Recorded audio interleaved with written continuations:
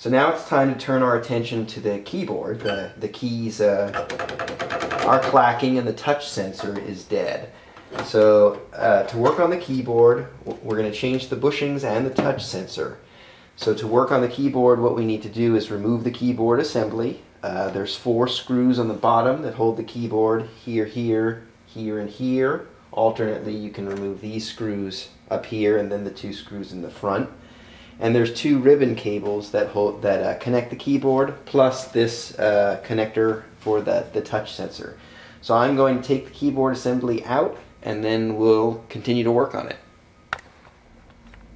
So with the keyboard assembly removed, now we're going to remove the touch sensor. There's a little tie wrap that holds the wire onto the keyboard. You can remove that and discard it.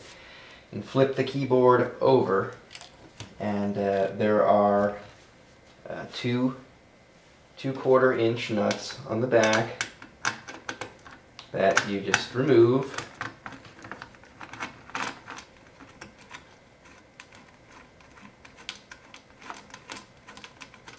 And one on this side.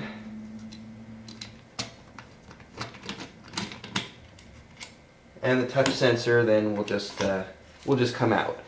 And you can replace this. I'm going to rebuild this one, but I sell a replacement one. It's just a drop-in replacement. So I'm going to set this aside for now. The next step is to remove the keys.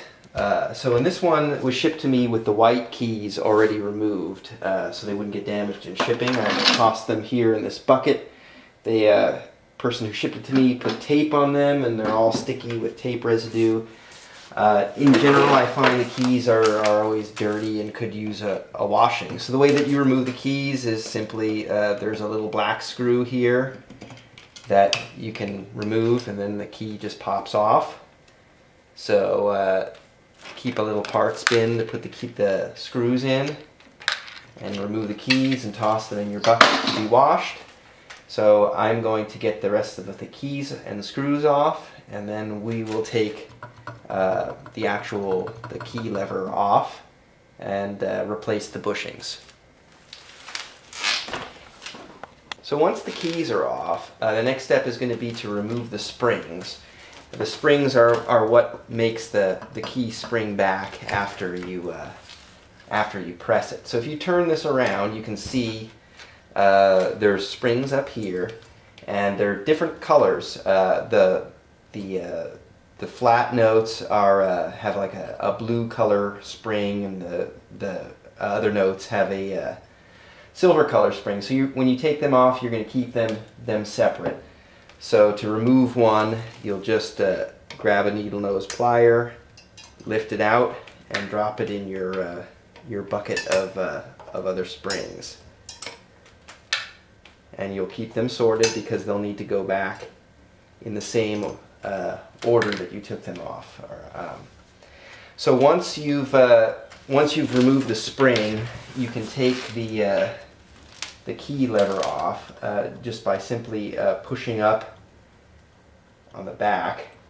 If it gets stuck, you can use a flat nose plier to kind of bend the tab gently.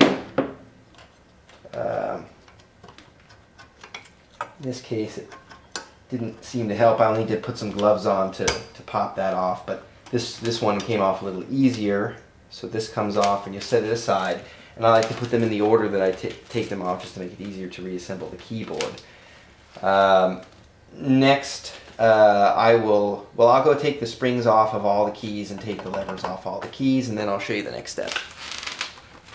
So with all the key levers off, we now have access to the bushings, and the bushings are the parts that make the key stop and stop with a nice soft feel. And as you can see, I just touched that one and it just crumbled apart. So these are made of rubber, and they should be soft and squishy and rubbery, and these are old and brittle, and this one's not as bad as the other one, but I mean, they're still in real rough shape. So now what you want to do is you want to take them off, and you can use like an X-Acto knife and just slice them and they'll come right off. I mean, sometimes they'll crumble off, just like the one that I showed you before, and sometimes they're even missing. So once you get it off, you'll put your new bushing on, and I have them here. They go on a certain way. So if it will focus, no. There's a wider side and a narrower side. The narrower side goes down, so you just slip it on over the key stop, and there you go. So you do this with all the keys. You'll notice that some of the key stops are raised a little bit. So once we get the new bushings on, we're going to want to go through and make sure that all these keys, this is what makes the like a key stick up higher than other keys, because when it goes up, it's going to have further to go before it catches on this and stops. So once we put all the new bushings on, we'll level this out so the keys are all nice and even and well spaced. Also, you can see there's like dust and 40 years worth of dust and grime there, so we're going to clean that up while we have access to it. So I'll go ahead and clean it up and do all the bushings, and then we'll be ready to reassemble this. So I've leveled the key stops and I've installed the new bushings. I've also cleaned up the key bed. One thing I should point out, if you lift this up, lift it up and tilt it to the back, when you take a key out, there's little plastic clips that connect the lever to the wire, and if you tilt it forward, they may slip off and then you'll have to put them back on. So the next step, once you've leveled the key bed, installed the bushings, is to put these back on.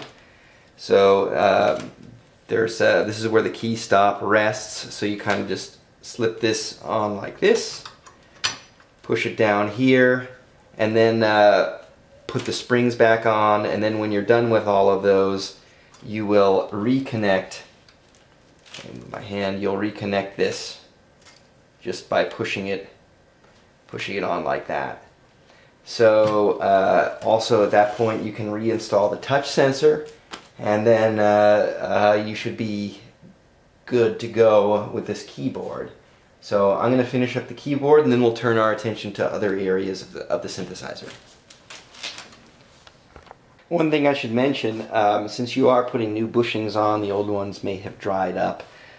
You may find that the keys are kind of sticky, either sticky or loose. This one, if I push the back of the lever, it'll pop up immediately. So when the spring is on, you'll press it down, it'll immediately pop back up as it should. This one, it feels like there's some resistance. It's kind of sluggish. This is because the new bushing is fresher, and you can make the key a little wider. There's a little slat here, and you can stick a thin screwdriver in and just bend it, pry it apart ever so gently, just a tiny bit, and then go back and verify that now the key will pop up as it should. You can also do that once you put the springs on. I just find it's easier as I go through putting them on just to press at the back of the lever to see if it's going to be sluggish, but you can just take it back off if you find that it's sluggish later. Alternately, if the key is wiggling around from left to right, you can tighten this up. Just pinch these closer together. That'll make it tighter, and it won't rattle around. So I'm going to finish up the keyboard.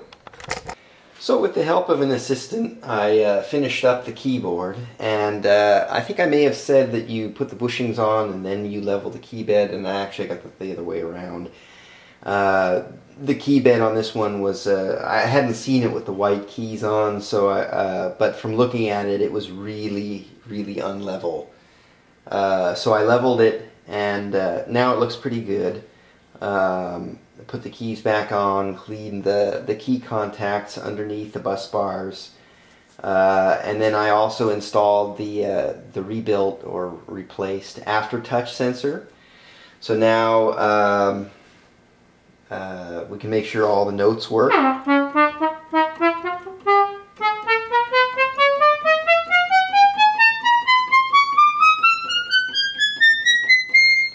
And you can hear they're not clacking at all. So also now we can test the touch sensor. One thing so we have the touch sensitivity slider installed now, so this should not bend the pitch because it's turned down, and as we turn it up, the pitch bend gets more pronounced as we apply pressure. So the new touch sensor is working. Pitch bend seems to be working. Wow. Wow is working. Growl is not working. Brilliance. That's working. You can hear the filter opening as I press harder. Volume. That's working. Vibrato. Not working. And I'm actually not surprised that vibrato and growl aren't working. One thing I noticed that I forgot to mention in the first part was repeat is dead. So there's something in this repeat uses the same LFO that the vibrato uses. See, it says vibrato repeat speed. So it's not surprising that that isn't working. Because repeat isn't working. So we're going to need to do a little troubleshooting there. Also, I mean, we still need to calibrate so the bass sounds like a bass and the flute sounds like a flute. But we do have the keyboard back together, and now we can move on to the calibration and troubleshooting of these remaining problems.